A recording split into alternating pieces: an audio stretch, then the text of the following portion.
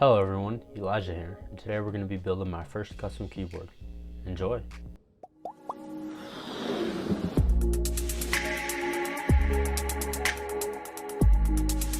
Alright, I've been dying to build a custom keyboard. The parts took us so long to get here, and I've been busy with work, but today I finally have time, so I'm going to knock out this project. This will be my first custom keyboard build ever, so I am a noob. So if I do anything wrong in this video, please forgive me. But anyways, let's just get right into the parts. Starting off, we got the switches here.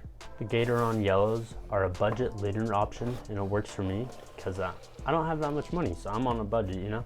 I paid $2 for a pack of 10 of these switches, and I got 90 of them just so I can have some spare left over. They actuate at 2 millimeters and bottom out at 4 millimeters. Takes 50 grams to actuate, 60 grams to bottom out, and they're PCB mounted.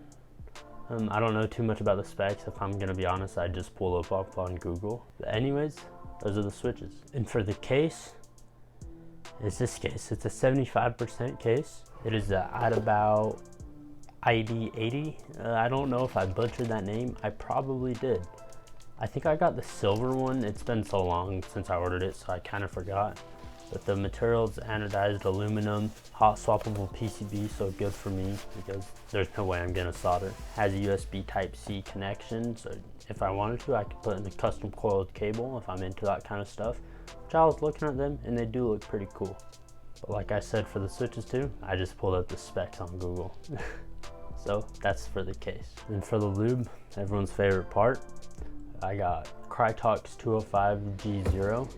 Not sure why this lube is the best for keyboards, but you know, everyone uses it, so I just had to order it, right? I got it off of Novelties, I think. It was around $12, so kind of expensive, but you need lube for going in and out, right? You need to just stop. So Krytox 205 G0 it is. Now for the final piece and part, I guess, I don't know. I got this key switch opener tool kit thing off of Amazon. On KBD Fans, they had a key switch opener for like $25, but I just found one on Amazon for like 10, 15 maybe, and it came with a brush, a stem holder, and another brush. So a way better deal in my opinion. Hopefully it works. I think it should. I don't know what it has to do really. Just open the damn switches. But anyways, let's get into the build process.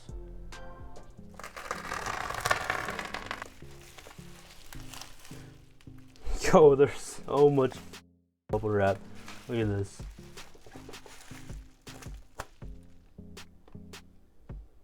I totally forgot about the keycaps. They were in the other box. Keycaps we're using are the Adabao full sub die OEM profile keycap set. I don't know.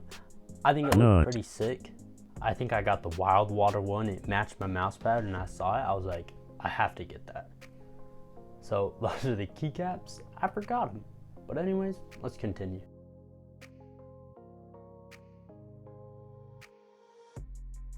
Finally, we can start taking apart the switches. I had to get some music going because I knew this process was going to be a long one. I won't bore you with the whole process, so I'll hit you with a quick time lapse.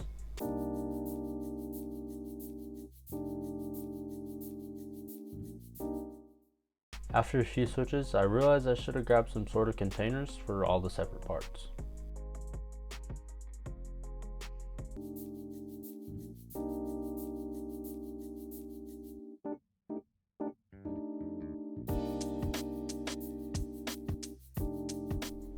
Got all the switches open. Now, time to lube the springs. I'm going to be bag lubing them. Out of all the videos I've watched, it seems like bag lubing is one of the best and most efficient ways. I don't know if I put too much or not enough lube in the bag, but oh well. So then, just shake them.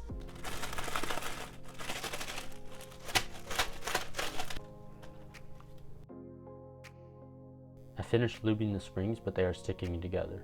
Luckily, they came apart easily, but maybe I did something wrong. Who knows? Time to lube the switches. I had to search up videos, and I've already watched a ton, so forgive me, I'm new. So I just lubed the inside wall, the little stem in the middle where the spring goes, and then the yellow thing. The stem is what I think it's called. After lubing my first switch, I can say it was pretty nice, but yeah, it's definitely gonna take some time. Anyways, here's a quick sound test between my first lube switch and a non-lube switch.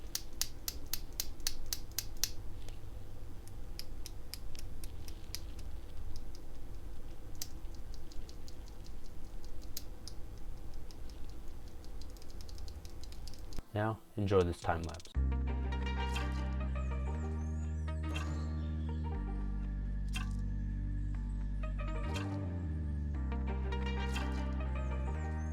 Alright, I started lubing these switches at 3:07. It is now like 4:08, so it's been an hour.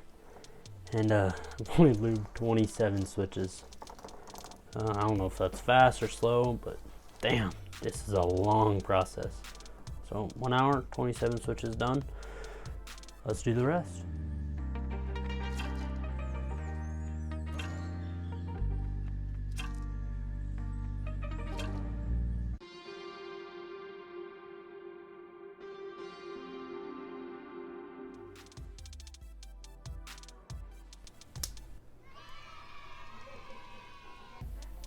Finally, all the switches are lubed. Now, time to take apart the case and get the PCB to disassemble the stabilizers. Like I've said, I'm a complete noob at these things, so it took me forever to get the stabs out. I ended up using some needle nose pliers because I couldn't take the stabs out. I don't know what I was doing wrong, but hey, at least I got them out. But in the process, I managed to scratch the PCB, so hopefully it still works. Future Elijah speaking. It works, but I was actually stressed over this the whole time. Taking apart the stabs is fairly easy. So is lubing, but at this point I'm scared of lubing. It takes so long, especially switches. But it is somewhat therapeutic and calming in a weird way.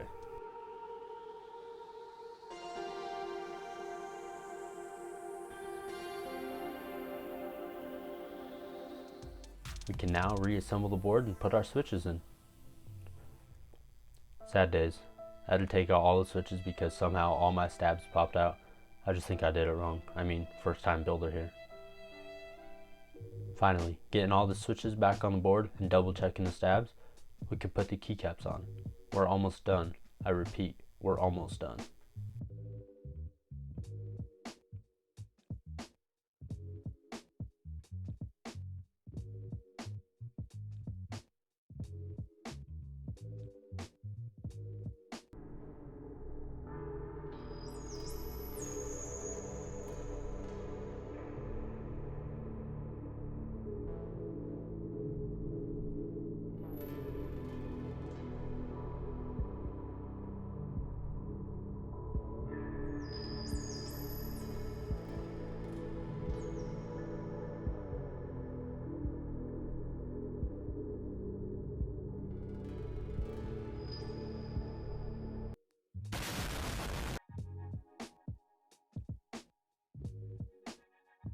Alright, it's been a long time coming, but as you can see, the keyboard, it is looking clean.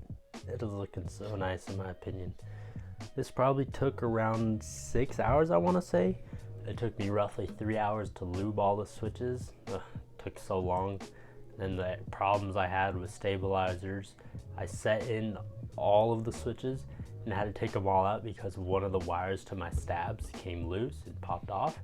So the spacebar wasn't working. And as you see, I don't know if you can see, but this thing took my blood, sweat, and tears. It made me bleed because I was trying to get those switches out and they were just not coming. But it's finally done. In my opinion, it looks amazing. You know, it's my first custom build ever, so of course I'm gonna say that. But let me know in the comments down below what you guys think of it. Maybe drop a like for this awesome build. But anyways, let's get right into the sound test and we'll compare it to my old keyboard, the Logitech G Pro.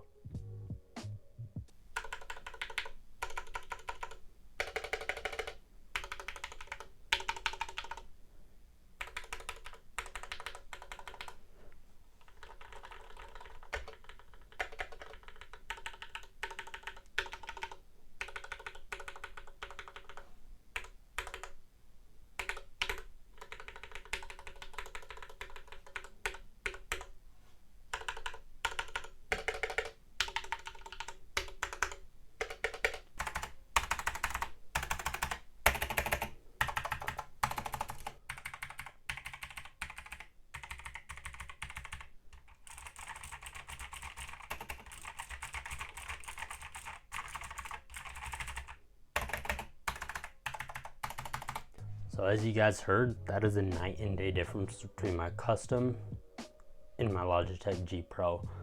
In weight, and in sound. So weighing the custom one, it is coming on at 2 pounds and 8 ounces, I believe. And for the Logitech G Pro, it's coming at 1 pound and 5 ounces. So there's about a pound difference. So it isn't the heaviest keyboard out there, but it's really nice quality in my opinion, and I'm really happy with it. It's gonna be my main board for probably a while until, you know, I get bored and upgrade.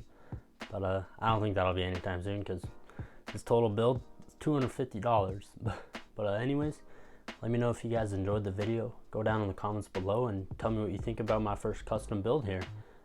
Maybe drop a like, consider subscribing. And of course, if you didn't like it, you can go ahead and drop a dislike. But anyways, I'll catch you guys next time, and peace.